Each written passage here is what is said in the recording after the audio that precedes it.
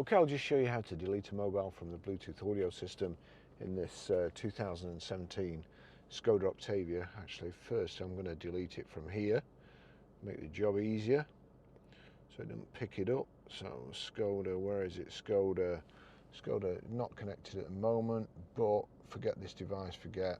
So that's gone. Onto the system here. Phone, settings, select telephone or Bluetooth. Bluetooth. Now then, Bluetooth settings. Bluetooth visibility.